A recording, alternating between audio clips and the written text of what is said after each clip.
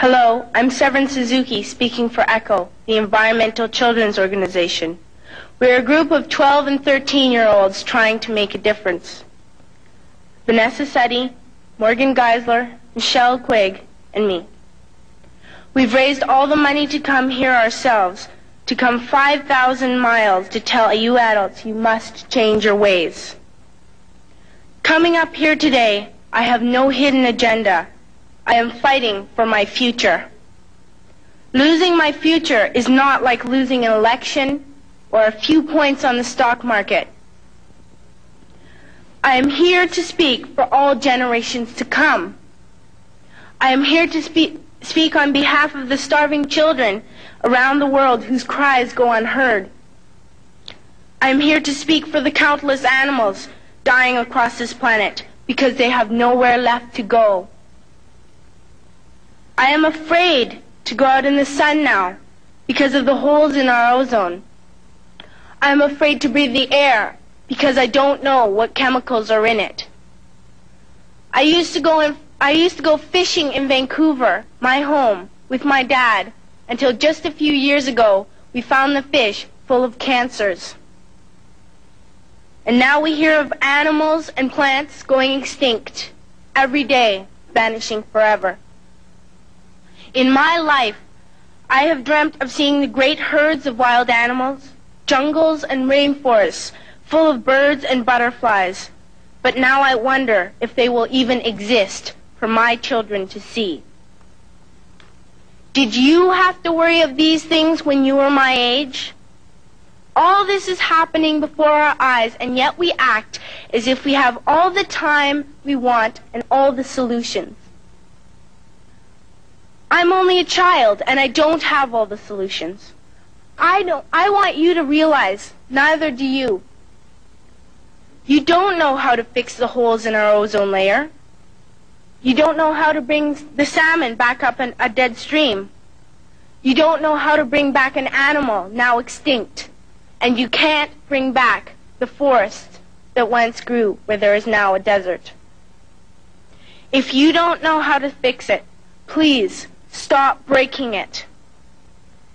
Here, you may be delegates of your government, business people, organizers, reporters, or politicians, but really, your mothers and fathers, sisters and brothers, aunts and uncles, and all of you are someone's child. I'm only a child, yet I know we are all part of a family, 5 billion strong. In fact, 30 million species strong. And borders and governments will never change that. I'm only a child, yet I know we are all in this together and should act as one single world towards one single goal. In my anger, I am not blind, and in my fear, I am not afraid of telling the world how I feel.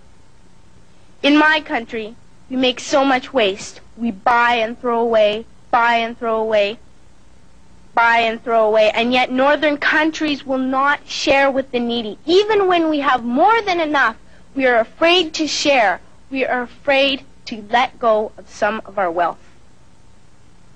In Canada, we live the privileged life, with plenty of food, water, and shelter. We have watches, bicycles, computers, and television sets. The list could go on for 2 days. 2 days ago, here in Brazil, we were shocked when we spent time with some children living on the streets. This is what one child told us. I wish I was rich. And if I were, I would give all the street children food, clothes, medicines, shelter, and love and affection. If a child on the streets who has nothing is willing to share, why are we who have everything still so greedy?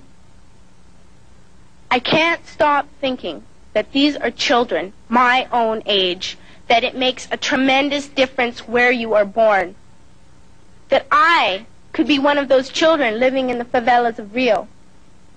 I could be a child starving in Somalia, or a victim of war in the Middle East, or a beggar in India. I am only a child, yet I know if all the money spent on war was spent on finding environmental answers, ending poverty, and finding treaties, what a wonderful place this earth would be. At school, even in kindergarten, you teach us how to behave in the world. You teach us not to fight with others, to work things out, to respect others, to clean up our mess, not to hurt other creatures, to share, not be greedy. Then why do you go out and do the things you tell us not to do? Do not forget why you are attending these conferences, who you're doing this for. We are your own children. You are deciding what kind of a world we are growing up in. Parents should be able to comfort their children by saying, everything's going to be all right. It's not the end of the world, and we're doing the best we can. But I don't think you can say that to us anymore. Are we even on your list of priorities? My dad always says, you are what you do, not what you say. Well, what you do makes me cry at night. You grown-ups say you love us, but I challenge you, please, make your actions reflect your words. Thank you.